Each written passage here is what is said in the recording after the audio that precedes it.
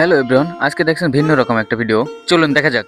Fantastic. আজকের ভিডিওতে থাকছে ভিন্ন রকম আনন্দ। হ্যালো এভরিওয়ান, কেমন আছেন সবাই? আশা করি সবাই ভালো আছেন। সকাল সকাল বেরিয়ে গেলাম বাগেরহাটের গোয়ালমাঠ রাজবাড়ি পরিদর্শনে। মোড়ে আসতে না আসতেই দেখা গেল একটা বিয়ের গাড়ি। তাদের এখানে ছবি তুলতেই হবে। ছবি তোলা শেষ করে মোটামুটি ভাবে অটোতে উঠে রওনা হলাম বাস স্ট্যান্ডের উদ্দেশ্যে। অলরেডি আমরা বাস স্ট্যান্ড 0 পয়েন্টে চলে আসলাম।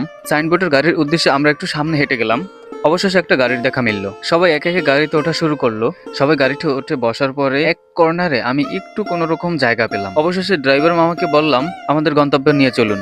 গাড়ি চলতে না চলতেই চলে আসলাম আমরা বাগেরহাটের দরাটানা ব্রিজের উপরে। পরিবেশটা ছিল অনেক মনোরম, তাই দেখে সবাই ছবি তোলা এবং ভিডিও করা শুরু করলো। এটা দেখে আমিও একটু ক্যামেরার সামনে না আসে পারলাম না। এর ভিতর আমরা চলে আসলাম চিংড়ি গবেষণা কেন্দ্রে।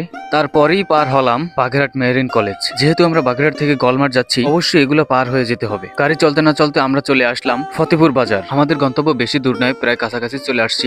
এরই মাঝে দেখা হলো এক ট্রাক ভক্তবিন্দু, তাদের ছবি না তুলে পারলাম না। অবশেষে আমরা গাড়ি থেকে নেমে হাঁটা শুরু করলাম। এই যে আমরা রাজবাড়ির রাস্তায় চলে আসছি। অবশেষে আমরা জমিদার বাড়ির দেখা পেলাম। এরই পাশে রয়েছে কৃষি প্রযুক্তি বিশ্ববিদ্যালয়। আপনারা চিনতে ভুলে গেলে এটার নাম নিয়েও আসতে পারবেন। আসলে রাজবাড়িটা দেখে আমাদের অনেক ভালো লাগছে। জানি না এটা নতুন অবস্থায় থাকতে কত ভালো লাগতো। তবে এই জমিদার বাড়ির কিছু রহস্য আছে, সেটা পরের ভিডিওতে আমরা দেখাবো। এখন আপাতত দেখাতে পারছি না, চলুন ভিতরে যাই। বারান্দার মডেলটাও ছিল অনেক সুন্দর। সম্পূর্ণ ঘুরে আপনাদের দেখানোর চেষ্টা করব। বারান্দা দেখা শেষ করে আমরা চলে গেলাম ভিতরে। আসলে ভিতরে বড় একটা রুম, স্পেসটা ছিল অনেক বড়। ভিতর শেষ করে আমরা চলে আসলাম শেষের বারিন্দায়। এক সাইডে রয়েছে সিঁড়ি আর অন্য সাইডে রয়েছে ফাঁকা জায়গা। ছবি তোলার কাজ শেষ করে ওইখান থেকে আমরা দ্রুত বেরিয়ে চলে আসলাম, যেহেতু এখানে একটু সমস্যা ছিল। অবশেষে আমরা চলে আসলাম সাইনবোর্ড বাজারে একটা ফুডকার্টের দোকানে। সবাই এখানে হা করে বসে আছে কি খাবে কি খাবে। তারপরেও কিছু বলছি না, এদের প্রিয় খাবার যে ফুচকা সেটা তো আমরা জানি। অবশেষে আমরা সবার জন্য ফুচকা অর্ডার দিলাম। অমনি সাথে সাথেই টক বানানোর কাজ শুরু করে দিল। টকের সাথে মিক্স করছে লেবু এবং বিভিন্ন ধরনের মশলা। অনেক মশলার নাম জানি না, তবে সাথে ছিটিয়ে দেওয়া হয়েছে মরিচের গুঁড়া। সাথে টেস্ট এবং ফ্লেভারটার জন্য একটু ভিন্ন রকমের আসে। অবশেষে টক বানানোর কাজ শেষ হয়ে গেল।